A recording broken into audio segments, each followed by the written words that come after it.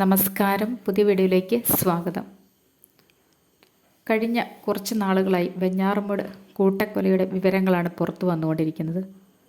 അഫ്ഫാൻ്റെയും മാതാവിൻ്റെയും പിതാവിൻ്റെയും ഒക്കെ ഓരോരോ വെളിപ്പെടുത്തലുകളായി പുറത്ത് വരികയാണ്. ഷെമി, അഫ്ഫാൻ്റെ ഉമ്മ ഷെമി കഠിനമായിട്ടുള്ള വേദനയാൽ, മറ്റ് ശാരീരികമായിട്ടുള്ള പ്രയാസങ്ങളാൽ, അഫ്ഫാൻ്റെ ഉപദ്രവത്താൽ ഹോസ്പിറ്റലിൽ അഡ്മിറ്റായിരുന്നു. പിതാവ് വിദേശത്ത് നിന്നും വളരെയധികം വേദനയോടുകൂടി നാട്ടിലെത്തിയ ആളാണ്. പിതാവിന് ഈ നാട്ടിൽ വന്ന് എന്ത് ചെയ്യണമെന്ന് അറിയാത്ത അവസ്ഥയിൽ വളരെയധികം വേദനയോടുകൂടിയാണ് അദ്ദേഹത്തെ കാണപ്പെട്ടത്. അദ്ദേഹത്തിൻ്റെ ഉമ്മ മരണപ്പെട്ടു. അങ്ങനെ ആ കുടുംബത്തിലെ മറ്റ് പലരെയും, അദ്ദേഹത്തിൻ്റെ ഇളയ മകൻ മരണപ്പെട്ടു, അതുപോലെ പിതൃ സഹോദരൻ മരണപ്പെട്ടു, സഹോദരി, ഇങ്ങനെ പലവിധമായിട്ടുള്ള മരണത്തിന് ഉത്തരവാദി ആയിരിക്കുന്ന മകനെ കാണാനാണ് എത്തിയിരിക്കുന്നത്. മകനെ ചേർത്ത് പിടിക്കാൻ ആ ഉപ്പായ്ക്ക് കഴിയുമായിരുന്നില്ല. മകൻ്റെ ഈ ദാരുണമായിട്ടുണ്ടായിരുന്ന അവസ്ഥയ്ക്ക്, ഈ ഒരു രീതിയിലുള്ള കൊലയ്ക്ക് എന്തായിരിക്കാം കാരണമെന്ന് ആ ഉപ്പയും അന്വേഷിച്ചുകൊണ്ടിരിക്കുകയായിരുന്നു. എങ്കിലും ഷെമി ഇതിനോടൊന്നും സഹകരിക്കുന്നില്ല. ഷെമിയും അഫ്ഫാൻ്റെ അനിയനുമായി വീട്ടിൽ താമസമാക്കിയിരുന്നു. എന്നാൽ ഉപ്പ വിദേശത്തായിരുന്നാൽ വേറെ ഒരു തരത്തിലുള്ള സാമ്പത്തിക ബുദ്ധിമുട്ടുകളും ഈ വീട്ടിലുണ്ടായിരുന്നതായി അവർക്ക് അറിയില്ലായിരുന്നു.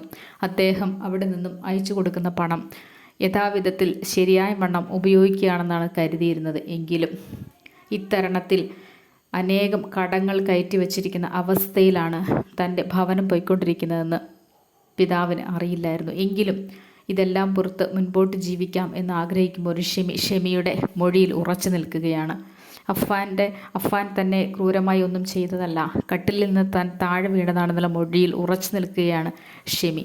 പിതാവിന് അഫ്ഫാനെ കാണുന്നത് പോലും താല്പര്യമില്ല. കാരണം തൻ്റെ ഉമ്മയെ കൊലപ്പെടുത്തുകയും മകനെ കൊലപ്പെടുത്തുകയും ബന്ധുക്കളെ കൊലപ്പെടുത്തുകയൊക്കെ ചെയ്ത ഒരു മകനെ ഉൾക്കൊള്ളാൻ തനിക്കാകുന്നില്ല. തനിക്ക് അതുമായിട്ട് പൊരുത്തപ്പെടാൻ സാധിക്കുകയില്ല. അഫ്ഫാനുമായി ഒരു കാലത്തും പൊരുത്തപ്പെടാൻ സാധിക്കുകയില്ലെന്നാണ് പിതാവ് പറയുന്നത്. അതുതന്നെയല്ലേ വാസ്തവം. ഒരു പിതാവിന് സഹിക്കുന്നതിനും അപ്പുറമല്ലേ ഇത്. എങ്കിലും ഷെമി, മാതാവിൻ്റെ ചില മൊഴിയിലെ വൈരുദ്ധ്യങ്ങളാണ് ഇപ്പോൾ വളരെയധികം പ്രയാസങ്ങൾ ഉണ്ടാക്കിക്കൊണ്ടിരിക്കുന്നത്. ഇത്രയും കൊലകൾ നടത്തിയ, ഇത്രയും ക്രൂരമായ കൃത്യങ്ങൾ നടത്തിയ തൻ്റെ മകനെ ഇപ്പോഴും രക്ഷപ്പെടുത്താനുള്ള ശ്രമത്തിലാണ് ഷെമി. ഷെമിക്കും അഫ്ഫാനും ചില കളികൾ അറിയാം. എന്തൊക്കെ തരത്തിലുള്ള ആ വീട്ടിലുണ്ടായ പ്രയാസങ്ങളും ആ വീട്ടിലെ പ്രശ്നങ്ങളും കള്ളക്കളികളുമൊക്കെ ഷെമിക്കും അഫ്ഫാനുമാണ് അറിയാവുന്നത്. അതുകൊണ്ടായിരിക്കാം അഫ്ഫാനെ കാണണം എന്ന് വാശി പിടിക്കുന്നത്. അഫ്ഫാനെ കാണണം, അഫ്ഫാനെ കൂടെ നിർത്തണം, അഫ്ഫാനെ എങ്ങനെയെങ്കിലും രക്ഷിക്കണം എന്നൊക്കെയുള്ള ആഗ്രഹമാണ് ആ ഉമ്മയ്ക്കുള്ളത്. ഒരു ഉമ്മയ്ക്ക് മകനോട് തോന്നാവുന്ന ഒരു വാത്സല്യം. എങ്കിലും ഇത്തരത്തിലുള്ള ക്രൂരമായ കൊലപാതകങ്ങൾ നടത്തി കഴിയുമ്പോൾ മക്കൾ സ്വാഭാവികമായും ശിക്ഷിക്കപ്പെടേണ്ടതല്ലേ. എങ്കിലും ഇവിടെ ഷെമി അഫ്ഫാനെ രക്ഷപ്പെടുത്താനുള്ള വഴികളാണ് ആലോചിക്കുന്നത്. അഫ്ഫാൻ്റെ ഭാഗത്ത് തെറ്റുള്ളതായിട്ടോ അഫ്ഫാൻ കൊലകൾ നടത്തിയതായിട്ടോ ഒരു വെളിപ്പെടുത്തലും ഷെമി നടത്തുന്നില്ല. ഷെമിക്കറിയാം എവിടെ നിന്നൊക്കെയാണ് സാമ്പത്തികം വന്നിരുന്നത്, എന്തൊക്കെ കാര്യങ്ങളാണ്, ഏതൊക്കെ വഴിക്കാണ് സാമ്പത്തികം ചെലവിട്ടിരുന്നത്. ഇതൊക്കെ അറിയാവുന്ന വ്യക്തി ഷെമി തന്നെയാണ്. ബന്ധുക്കളിൽ നിന്ന് കടം വാങ്ങിയിട്ടുണ്ട്, മറ്റ് ബാങ്കുകളിൽ നിന്ന് കടം വാങ്ങിയിട്ടുണ്ട്, വ്യക്തികളിൽ നിന്ന് കടം വാങ്ങിയിട്ടുണ്ട്. ഇങ്ങനെ പല ഇടങ്ങളിൽ നിന്നും വാങ്ങിക്കൂട്ടിയ കടമൊക്കെ എങ്ങനെയാണ് ചെലവഴിച്ചു തരുന്നതെന്നും ഏതൊക്കെ വഴികളിലേക്കാണ് അവ പോയിക്കൊണ്ടിരുന്നതെന്നും ഒക്കെ അറിയാവുന്ന വ്യക്തി ഷെമിയും അഫ്ഫാനും തന്നെയായിരുന്നു. പക്ഷെ അഫ്ഫാൻ്റെ അനിയനും ഇതിൽ അത്ര പിടിയുണ്ടായിരുന്നിരിക്കില്ല. കാരണം അവനും ഒരു ചെറിയ കുട്ടിയായിരുന്നു. പക്ഷേ ഷെമിക്കും അഫ്ഫാനും വ്യക്തമായ നീക്കങ്ങളുണ്ട്. അതുകൊണ്ട് തന്നെ ആയിരുന്നിരിക്കണം ഷെമി അഫ്ഫാനെ കാണാനായിട്ട് വാശി പിടിക്കുന്നത്. പക്ഷെ പിതാവിന് അത് ഉൾക്കൊള്ളാനാവുന്നില്ല. പിതാവ് വളരെയധികം ധർമ്മ സങ്കടത്തിലാണ്. കാരണം ആശുപത്രിയിൽ നിന്നും മാറി താമസിക്കുന്ന സമയങ്ങളിൽ അഫ്ഫാനെ ഉൾക്കൊള്ളാൻ പിതാവിന് സാധിക്കുന്നില്ല. അതേ അവസ്ഥയിലൂടെ പോകേണ്ടതിന് പകരം അഫ്ഫാനെ കാണണമെന്നും അഫ്ഫാൻ നല്ല കുറ്റക്കാരനെന്നും ആവർത്തിച്ച് പറയുകയാണ് ഷെമി ചെയ്യുന്നത്.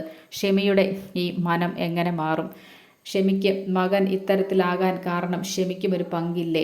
ആഡംബര ജീവിതമൊക്കെ നയിച്ചുകൊണ്ട് സാമ്പത്തികത്തിൻ്റെ വഴി അറിയാതെ മക്കളെ ഇത്തരത്തിലേക്ക് മാറ്റിയെടുത്തതിൽ ആ ഉമ്മയ്ക്കും ഒരു നല്ല പങ്കുണ്ടെന്ന് തന്നെ പറയാം. തെറ്റുകൾ കണ്ടാൽ ശിക്ഷിക്കപ്പെടണം. ഇത്രയും കൊലപാതകങ്ങൾ നടത്തിയത് സ്വന്തം മകനാണെങ്കിൽ പോലും അത് ശിക്ഷ അനുഭവിക്കണമെന്ന് പറയേണ്ടതിന് പകരം ആ മകനെ കുറ്റവാളിയാക്കാതെ സ്വന്തമായിട്ട് കട്ടിലിൽ നിന്ന് വീണു എന്നുള്ള മൊഴിയിൽ ഉറച്ചു നിൽക്കുകയാണ് ഷെമി. ആ പിതാവ് നിരാലംബനായി എന്ത് ചെയ്യണമെന്നറിയാതെ എല്ലാം നഷ്ടപ്പെട്ട്, ബന്ധുക്കളെ നഷ്ടപ്പെട്ട്, സാമ്പത്തികം നഷ്ടപ്പെട്ട്, എല്ലാ അവസ്ഥയിലും തളർന്ന് ഇരിക്കുന്ന ഒരു ഉപ്പാനെയാണ് കാണാൻ സാധിക്കുന്നത്. ശരിയായ രീതിയിൽ അന്വേഷണം മുൻപോട്ട് പോകാത്ത വിധത്തിൽ ഷെമി തടയിട്ടിരിക്കുകയാണ്. ഷെമിയുടെ മൊഴിയിൽ നിന്നാണ് മുന്നോട്ട് ഇനി നീങ്ങേണ്ടത്. ഷെമി മൊഴി ശരിയായ രീതിയിൽ പറയാത്തിടത്തോളം കാലം കേസ് മുന്നോട്ട് നീങ്ങാൻ പ്രയാസമുണ്ട്. എങ്കിലും കേരള പോലീസ് ഇതിൻ്റെ അന്വേഷണങ്ങളൊക്കെ നടത്തി ഇതിൽ വിജയിക്കുക തന്നെ ചെയ്യും എന്നാണ് ആഗ്രഹിക്കുന്നത്. കാരണം ഒരു കുടുംബത്തിലെ ഇത്രയധികം അംഗങ്ങളെയും സ്വന്തം കൂട്ടുകാരിയുമൊക്കെ ഒറ്റയടിക്ക് നിഷ്കരണം, യാതൊരു ദയയുമില്ലാതെ ചുറ്റിക കൊണ്ട് തലക്കടിച്ച് കൊലപ്പെടുത്താൻ കഴിഞ്ഞത് ഒരു കുറ്റവാളി ഉള്ളിൽ ജീവിക്കുന്നത് കൊണ്ട് തന്നെയല്ലേ? അഫ്ഫാൻ ഒരു കുറ്റവാളിയാണെന്ന് തന്നെ പറയാം. അഫ്ഫാനെ പോലുള്ള കുറ്റവാളികളെ വളർത്തിക്കൊണ്ടുവരുന്നതിൽ ഉമ്മമാർക്കുള്ള പങ്കൊന്ന് ആലോചിച്ച് നോക്കിക്കേ. എത്രയായാലും ക്ഷമിക്കാൻ പറ്റാത്തതാണ്. ആ പിതാവിനെ വേണം നമിക്കാൻ. പിതാവ് ഇത്രയധികം വേദനകളോടുകൂടി ഇവിടെ കഴിയുന്നുണ്ടല്ലോ, നിരാലംബനായി.